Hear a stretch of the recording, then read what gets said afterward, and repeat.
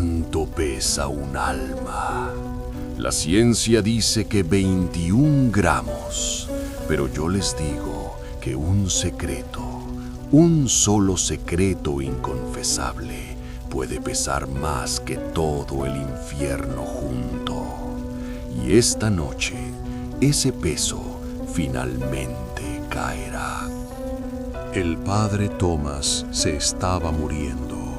No era una muerte poética ni pacífica, era una lucha sucia y ruidosa. Cada respiración sonaba como si arrastrara cadenas por un suelo de piedra.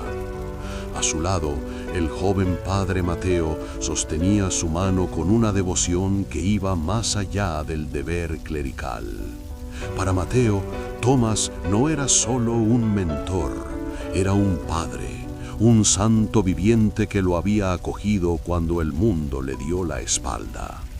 Mateo miraba ese rostro arrugado, un mapa de décadas de servicio a Dios, y solo veía paz. Pero estaba equivocado. Lo que veía no era paz, era la parálisis del terror absoluto.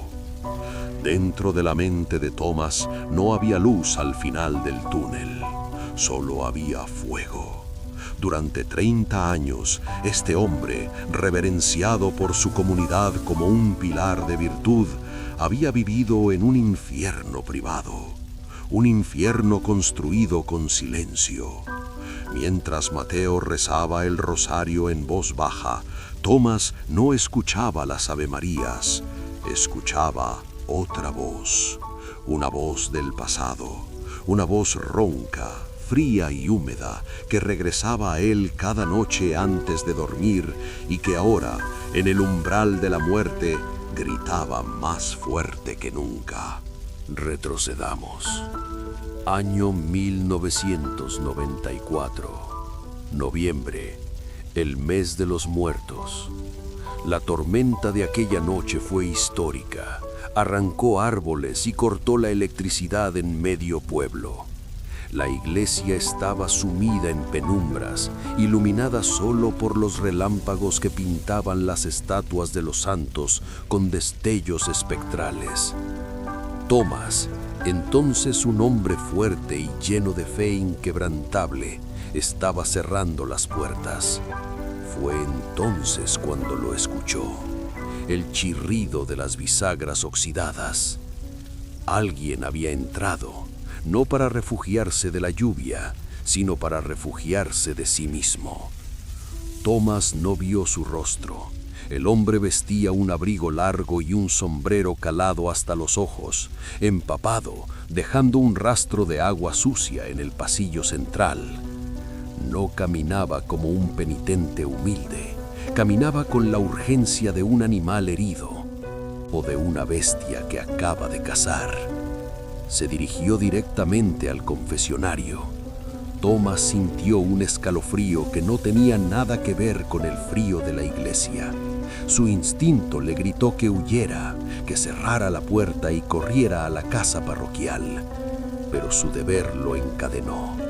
Entró en la cabina, se sentó en la oscuridad y deslizó el panel de madera.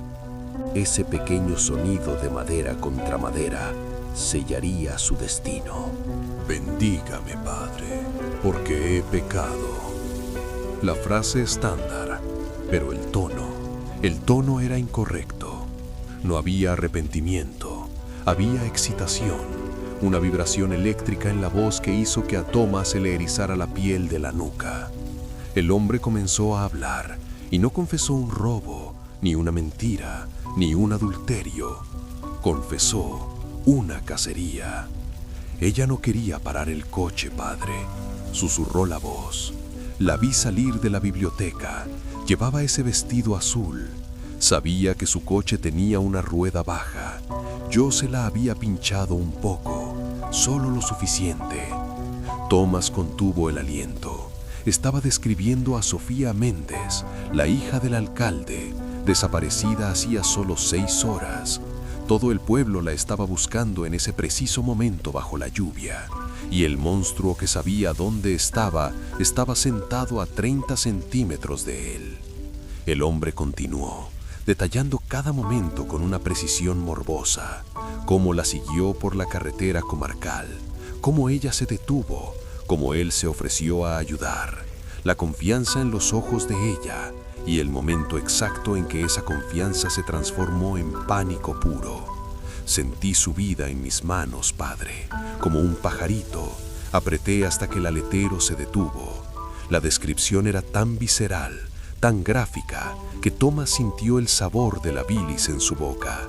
Quería vomitar, quería abrir la puerta y estrangular al hombre con sus propias manos, pero el sigilo sacramental es absoluto, es un muro de hormigón entre el sacerdote y la justicia humana.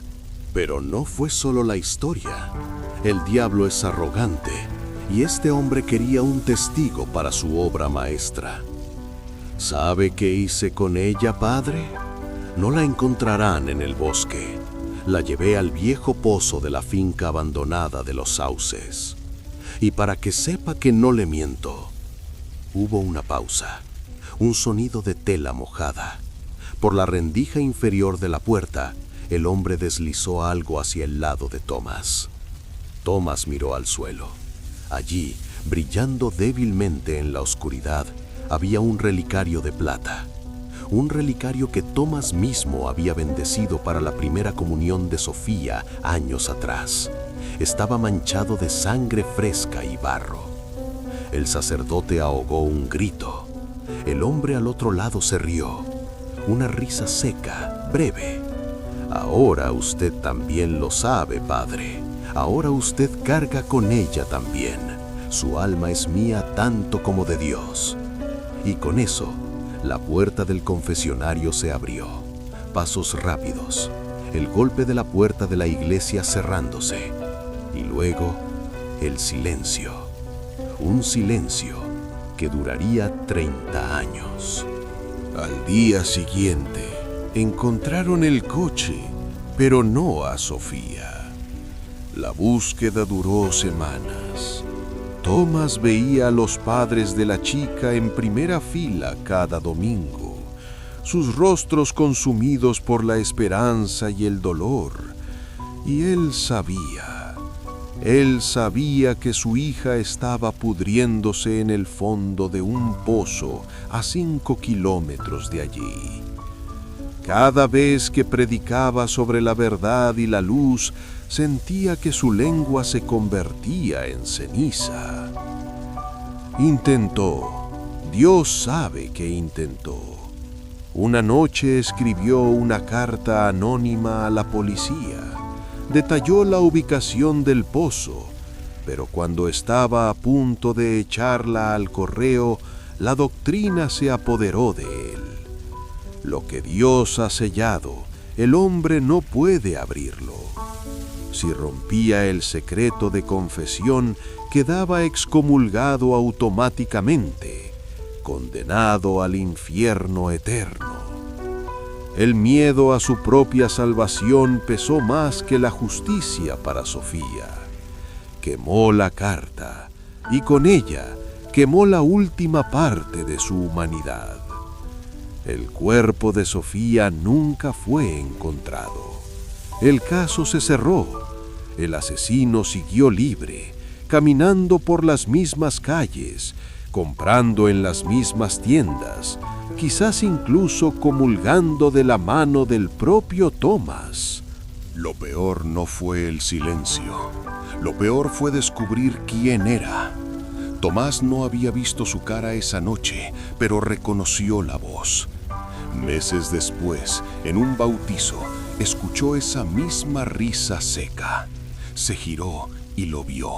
No era un vagabundo, ni un extraño. Era uno de los hombres más respetados del pueblo, un pilar de la comunidad, un padre de familia. Sus miradas se cruzaron. El hombre sonrió y le guiñó un ojo, un gesto imperceptible para los demás, pero para Tomás fue una daga en el corazón. Ese hombre sabía que Tomás sabía, y sabía que el sacerdote estaba atado de manos y pies por su propia fe. Era un juego de poder sádico. Durante décadas, Tomás tuvo que ver cómo ese monstruo envejecía rodeado de amor y respeto, mientras él se marchitaba por dentro, devorado por la culpa de ser el guardián de un cementerio secreto. El trueno sacudió la habitación, trayendo a Tomás de vuelta al presente. Ya no le quedaba tiempo. El infierno que tanto temía ya no le importaba. Había vivido en él durante 30 años. Miró al joven padre Mateo. Mateo, el huérfano que había llegado a la parroquia poco después de aquel crimen. Mateo, a quien Tomás había criado como a un hijo para compensar la vida que no pudo salvar. «Escúchame», graznó Tomás, la sangre burbujeando en sus labios.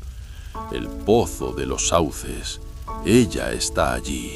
Sofía está allí». Mateo palideció. «¿Qué dice, padre?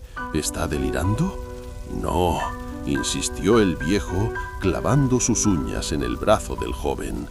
«Lo sé porque él me lo dijo, en confesión, hace 30 años». Mateo retrocedió horrorizado. «¿Usted lo sabía todo este tiempo?» La imagen de su santo se desmoronaba ante sus ojos. Pero Tomás no había terminado. Tenía que soltar la última piedra, la que aplastaría todo.